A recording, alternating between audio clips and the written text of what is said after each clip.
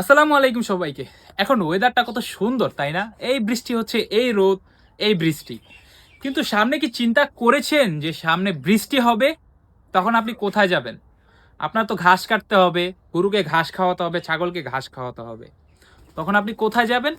ধরুন সকাল বিকালে বৃষ্টি হচ্ছে, রাতেও বৃষ্টি হচ্ছে, কিন্তু ফজরের সময় তো আপনাকে ঘাস কাটতে যেতে হবে, তাই না? এখন আপনি একবেলা না খেয়ে থাকতে পারবেন, আপনার গরু কি পারবে? না, পারবে না। তো তার জন্য কি করতে হবে? একটা অল্টারনেটিভ তো বের করতেই হবে, তাই না? আবার আরেকটা জিনিস চিন্তা করুন, অনেকে শখ করে বাড়ির ভিতরে দুইটা গরু পালে। দুইটা গরু পালতে কিন্তু আহামরি জায়গা লাগে না। তবে যেটা লাগে সেটা হচ্ছে ঘাস। ঘাস ছাড়া গরু পালা অসম্ভব। আপনি যতই দানাদার খাবার খাওয়ান, আপনি যদি ভাই লাখপতি হন, আপনার যদি গরুর পেছনে টাকা অঢেল ঢালতে মন চায়, তাহলে সেটা আলাদা বিষয়। তবে অবশ্যই আমরা চেষ্টা করব যাতে খাবার খরচ কমিয়ে এনে গরুকে কিভাবে সুন্দর এবং সুস্থ রাখা যায়, তার জন্য দরকার ঘাস। অবশ্যই ঘাস ছাড়া কোনো বিকল্প নাই। সো এখন এই ক্ষেত্রে, এই দুইটা ক্ষেত্রে আপনার কি করতে হবে? একটা সলিউশন, একটাই। হাইড্রোপনিক ফডার ট্রে, একদম ফ্রেশ ঘাস। কিভাবে? এই যে দেখেন, আমরা ভুট্টার দানা নিয়ে এসেছি।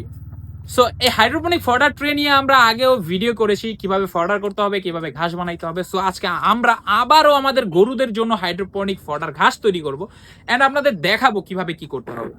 আচ্ছা দেখেন, প্রথমে যে ফ্রেশ কোয়ালিটির ভুট্টার দানা নিয়ে আসতে হবে।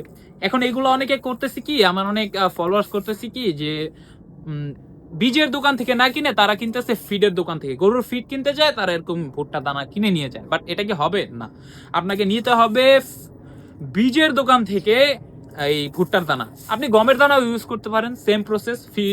বীজের দোকান থেকে নিতে হবে। সো আমাদের কাছে আপনি হয়তো এগুলো নিতে পারবেন, আমরা বেশি দিতে পারবো না, আমাদেরও লিমিটেড। সো এটা আমরা প্রথমে কি করব? এটা আমরা প্রথম প্রসেস হচ্ছে এটাকে আমরা পানিতে একদিন ভিজিয়ে রাখবো।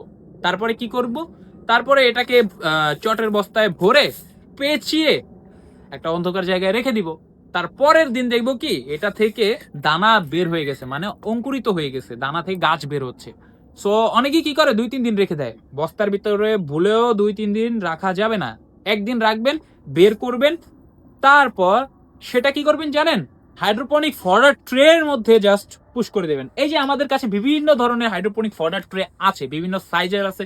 আপনার আমরা এটা ইউজ করতেছি আপাতত, যেহেতু আমাদের গরু কম, আর আমরা এটা কয়েকটা কোয়ান্টিটিতে ইউজ করতেছি। আমরা 7টা ট্রে এই হিসাবে ইউজ করতেছি, 7 দিনের জন্য 7টা ট্রে। এই জন্য আমরা প্রায় 7 কেজি ভুট্টা দানা নিয়ে এসেছি। সো ওই যে আমরা যখন গাছ বের হবে, তখন আমরা এই যেটার মধ্যে জাস্ট, এটার মধ্যে জাস্ট এই যে এভাবে ছড়ায় দিব। ছড়ায় দেওয়ার পর আমাদের কাজ আর কিছুই না, জাস্ট দিনে 2 বেলা পানি দেওয়া, পানি ছিটায় দিব। তাও পানি ঢেলে দেওয়া যাবে না, কিন্তু পানি ছিটায় দিবে, এত ইজি। তো আমরা প্রথমে আজকে কি করব তাহলে? আমরা ঘাসের জন্য প্রথমেই এই ভুট্টার দানাকে ভিজাবো। তার জন্য এই যে আমি একটা কন্টেনার নিয়ে নিয়েছি। এই কন্টেনারটা, এই যে ঘাস, এই যে এগুলো আমরা এই যে ঢেলে দিই। তুমি ক্লোজ করে দেখাও। আচ্ছা দেখেন,